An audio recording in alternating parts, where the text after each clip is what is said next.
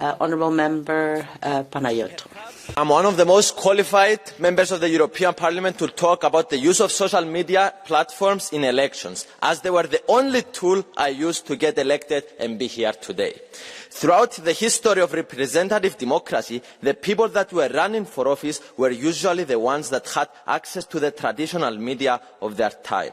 Now, for the first time in history, everybody has the power to convince the people about their ideas and become a politician, only by using their phone. And of course, if anyone can use social media, there will be some voices we will not like.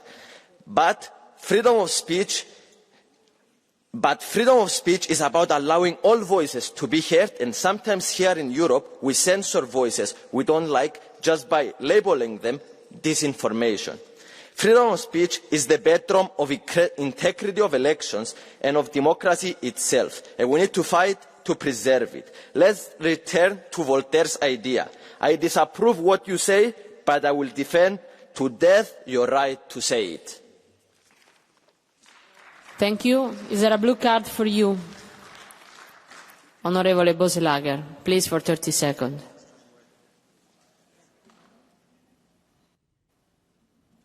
Please? Okay. So thank you, Fidias. I have a couple of questions because, as you said, you have a lot of experience in this field. The first one is, do you really believe the quality of politics has improved with all these extreme things? I mean, the videos you make, they need to have a hook, they need to be somehow engaging, but it feels like they're also often quite limiting and simplistic. And when I listen to what the colleagues, Mrs. Disinformation here, has been saying, I have heard that von der Leyen is blackmailing politicians, that she has ordered somehow the courts in Romania to act a certain way, that we smell like sulfide, I don't know where that came from, that the LGBTQI community has been weaponized. I mean, these all, that we are in an Orwell state, and this seems to be disinformation. So how would you improve the quality of information on social media? Thank you. By the way, thank you. It's my first blue card. I'm very excited to answer it. Yes, social media, I think, like every evolution, it takes some adaptation. So we need to adapt to the new current system. So, and this is what I'm doing, adapting to the new system. But I think, yes, there is some problems, but we need to find different tools. Labeling everything as disinformation, it's not going to, where do you draw the line on disinformation and truth? Because a lot of the times in the past, like it was, we assumed something is disinformation, it was wrong. But maybe some new techniques of AI advancements and all this stuff to use on social media to, in a way, explore all the content and label something as wrong, in a way, but not to be able not to say something. But thank you. I love you all. It's another blue card for you. Wow. Honorable Corner, please, for 30 seconds. So you didn't get a blue card until now, and now you get two at the same time. So because it's about social media, and you very well, I think you do it well. You know, you convince people, and nothing is wrong about that.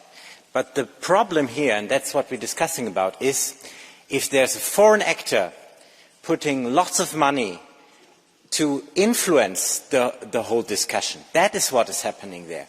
And there's also a difference to the past, and there are new developments here. So can we agree together that we want to protect free speech, that we want to have transparency what's happening on the platform, and fair rules? That is what we're talking about.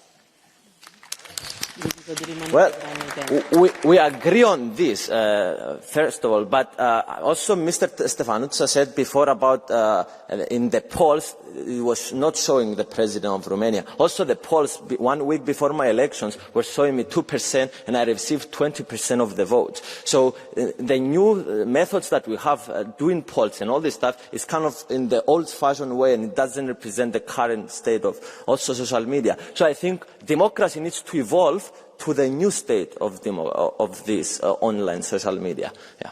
I love you all again. It's very exciting to have 2 blue cards. It's another blue card. If you accept. I accept. Onorevole Saramo, please stay in the times, because we are a little bit late with the times, okay? Please, Onorevole Saramo, for 30 seconds. Thank you, Madam Chair. Orwell was mentioned here before, and I think, what if the popular medias are in the hands of the oligarchs, super rich or authoritarian leaders? As we know that the algorithms in X and TikTok, they are not open.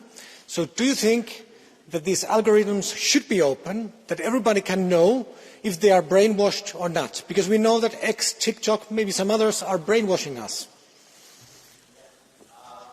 Again. I think you are making a mistake because X has a part of the algorithm open source, so you can see what is actually happening. And I think this is what social media need to look like, because we need to understand how the algorithm is working. They need to be transparent on how the algorithm is working. So we, the citizens and everyone, or the coders, would tell us if something was misused, so we will know. So having transparency over the coding, I think, is very important, and I agree with you.